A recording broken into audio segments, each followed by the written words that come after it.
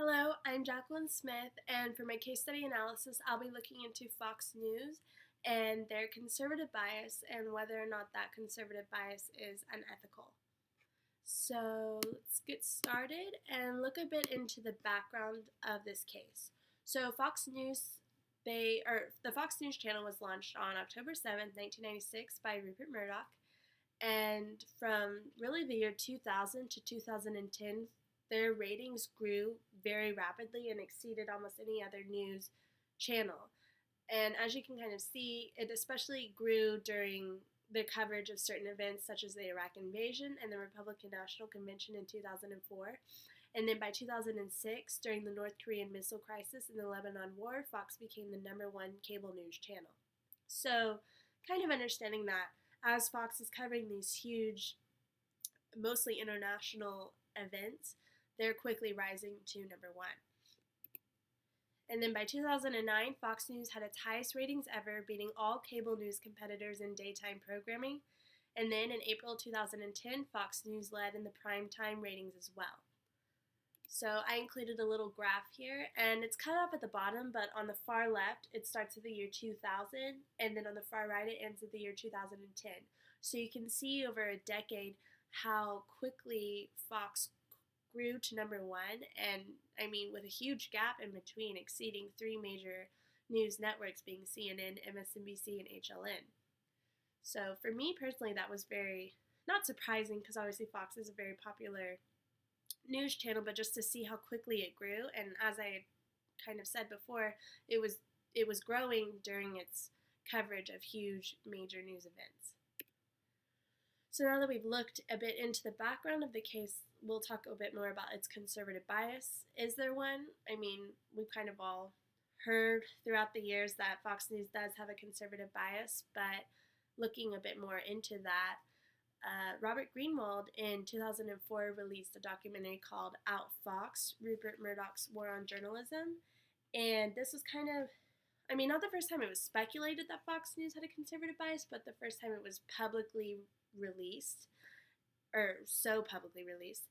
And Rupert Murdoch's kind of argument was that Fox was contradicting themselves because their motto is being fair and unbalanced, or fair and balanced, not unbalanced, fair and balanced. That's Fox's motto. So Greenwald was saying that Fox is contradicting themselves because they have this conservative bias. So he was trying to bring exposure to that and show the world that Fox has a conservative bias. And then here it's just a little chart to kind of get an idea of the audience Fox has.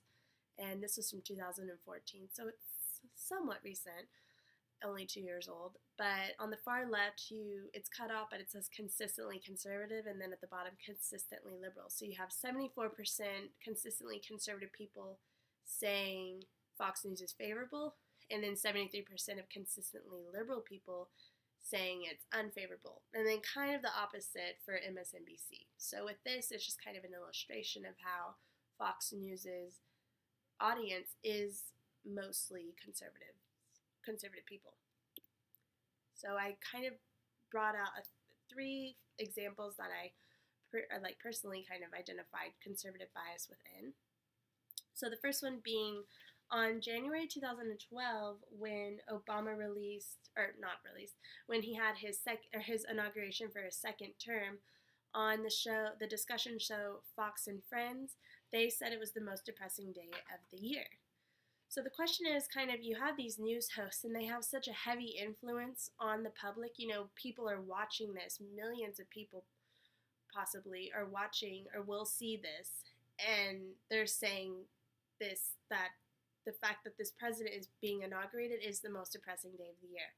What influence is that going to have on their audience? And where are they kind of crossing the line? I mean, obviously in a discussion show, they have the right to state their opinion, but when is it too much? When do they kind of need to respect the fact that they are on a major news channel, and they need to kind of, pull back the reins and understand how much influence their words can have on their viewers? Another example is Glenn Beck, which most people know who he is. This president, I think, has exposed himself as a guy over and over and over again who has a deep-seated hatred for white people or the white culture. I don't know what it is. You can't say he doesn't like white people. So, David Axelrod's. And then you have that guy kind of defending Obama. But you have Glenn Beck, who's very, very, he's well known, and he's stating his personal opinion, claiming that the President of the United States is racist towards white people and has a deep-seated hatred towards white people. Is that ethical to state on a major news channel? Like I said, I understand it's a discussion show, but where do we draw the line for how much of their opinions can they reveal to the part where, it just has it can have a bad influence on their audience? How is that going to positively affect their audience when they're being told that their president is racist, especially toward white people? To me, I'm coming to the conclusion that this is unethical. And then my last example was Bob Beckel, who he was fired from Fox News. So I did want to point that out a few years ago. But also a few years ago on his show The Five, he said, "I would not have another mosque built in this country until we got it worked out who was not a terrorist." So another example of how you have these hosts maybe going way too far in stating their own opinion because, as I said, they need to be respectful of the fact that they have so many viewers watching and what an influence that can make on the public. So now going a bit into determining if this is ethical or unethical, I wanted to use the Potter box. I thought that was the best way to kind of come up with this and weave out exactly what's going on and what reaction this is causing, having a bias from a major news channel.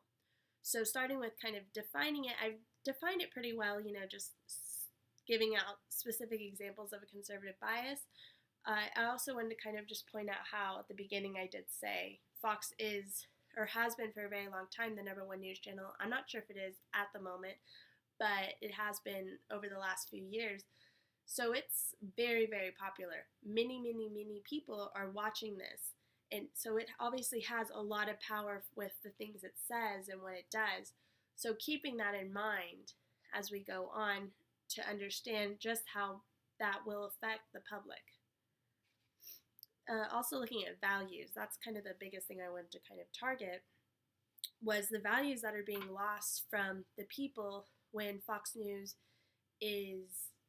has this conservative bias. So I first want to focus on the echo chamber effect, which we talked about in chapter 1. The echo chamber effect is a situation in which information, ideas, or beliefs are amplified or reinforced by transmission and repetition inside an enclosed system. And then it's where different or competing views are censored, disallowed, or underrepresented. In this case, we could say that Fox News is an echo chamber.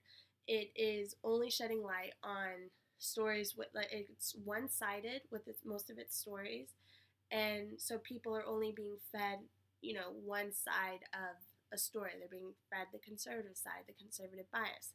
So it can be determined that Fox News is in itself an echo chamber.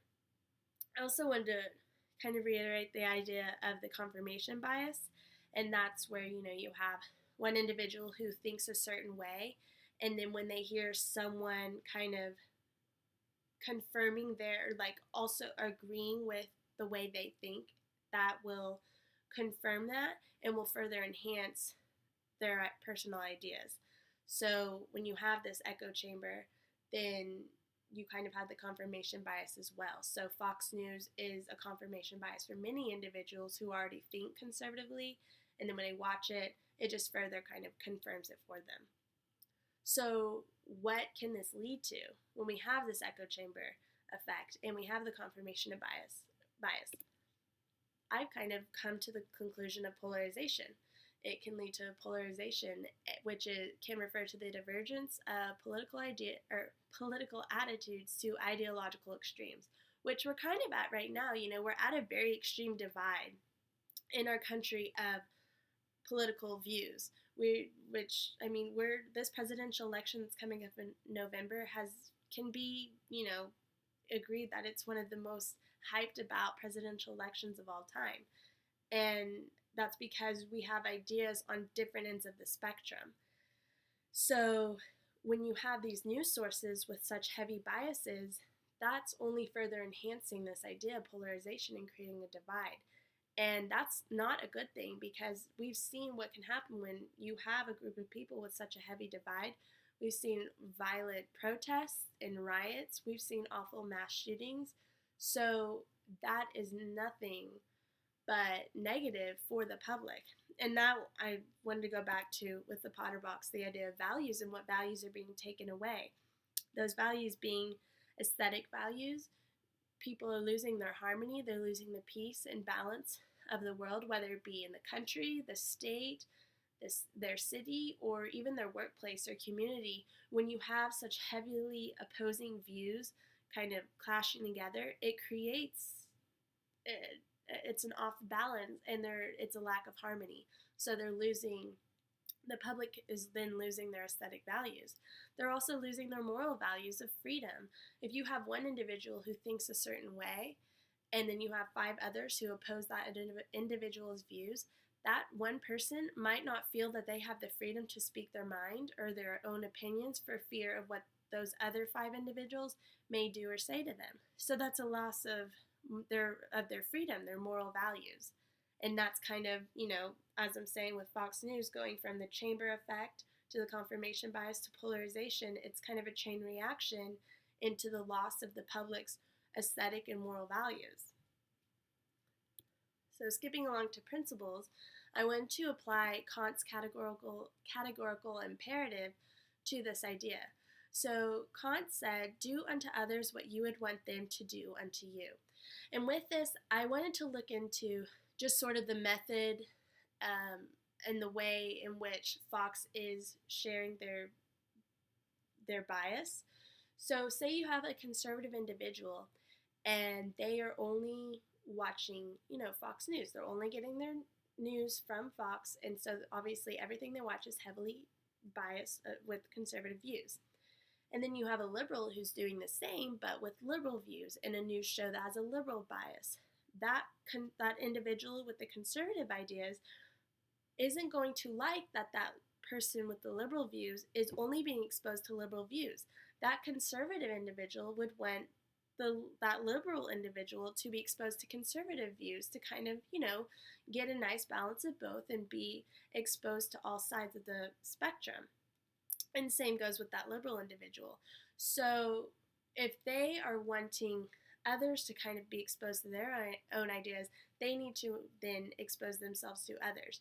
So it's kind of the idea that it's, with Kant's categorical imperative, it's not ethical to only be, exposing one side of the story. You need to expose all sides of the story, because you personally, I think all of us as individuals would want everyone to be exposed to every side of the story. So we need to do the same for ourselves, no matter if we agree or disagree with those views. And then as far as loyalties, the question is, for Fox News, who are their loyalties to? In journalism, your first loyalty should always be to the public.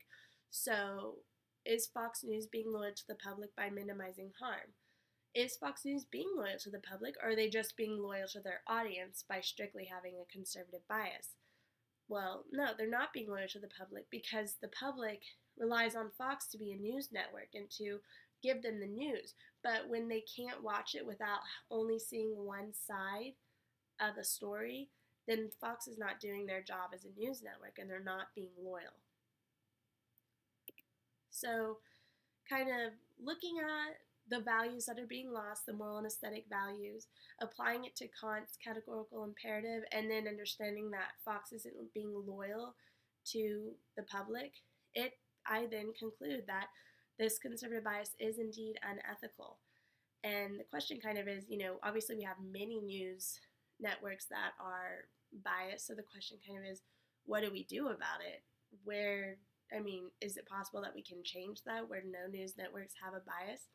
I don't know, but after looking at this, it definitely is concluded that it is unethical, because it's leading to, like I said, the idea of polarization and just this extreme divide within our country.